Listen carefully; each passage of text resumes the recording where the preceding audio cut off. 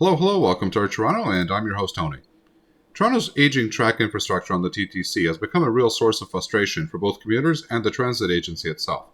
From my perspective, these issues highlight why a significant investment in track renewal is essential. Anyone who rides the subway has probably noticed how often the trains seem to slow down unexpectedly, especially on sections of Line 2 Bloor-Danforth and parts of Line 1 Yonge University. This isn't just a mild inconvenience, it's a symptom of decades-old track infrastructure showing its age, and it directly impacts train speeds, travel times, and ultimately the reliability of the entire subway network and system. When the TTC imposes these slowdowns, it's usually to maintain safety. Track conditions have deteriorated to the point where parts of the rails can't support the usual operating speeds, so temporary speed restrictions are applied. These slow orders mean trains must travel well below their top speed, sometimes having their usual pace. If you're a regular rider, you've probably felt this drag on your commute, especially in high traffic areas or during peak hours. What should be a 10-minute trip can easily now stretch to 15 or 20, causing knock-on delays, which can ripple across the entire system.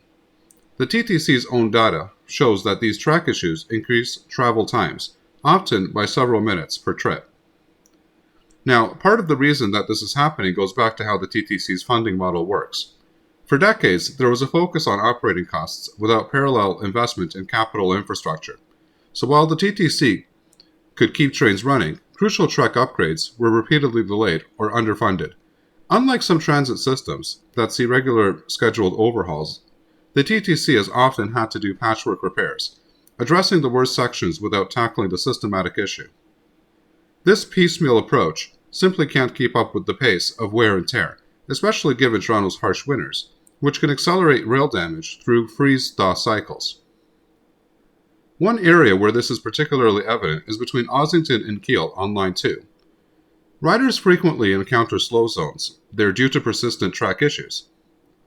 This section should ideally be replaced or entirely rehabilitated, but the TTC has had to manage with temporary fixes until long-term funding is secured. From my perspective, it's almost like using duct tape on a leaking pipe. It works for a bit, but it's not a sustainable solution, especially for something as critical as public transit. These delays and interruptions have real consequences for riders. When trains slow down, commuters miss connections, are late for work, or lose time with their families. In fact, delays at some key interchanges like Yonge and Bloor or St. George have reached a point where many people are actively seeking alternative transportation options, like cycling or driving, which unfortunately contributes to congestion on city roads.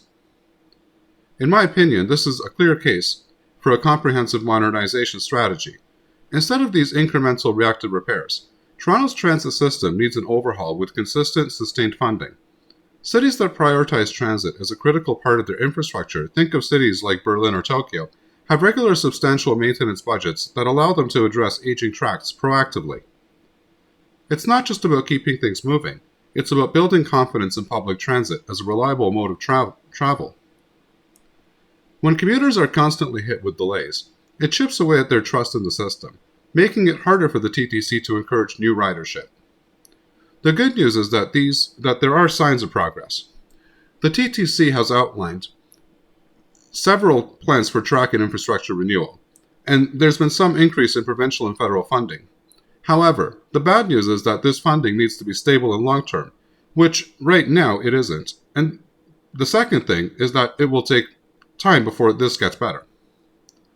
Toronto is a growing city, and without a modern, resilient transit network, we're bound to see more slowdowns, more crowding, and longer travel times that will affect not only current but also future commuters.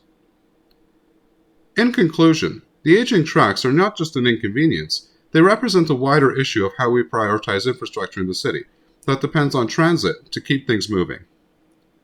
Investing in track renewal should be non-negotiable, not just for the TTC's functionality, but for the sake of every commuter who counts on it. This isn't just a transportation issue, it's a question of quality of life for the people of Toronto. I hope that you liked the video. If so, please give it a like.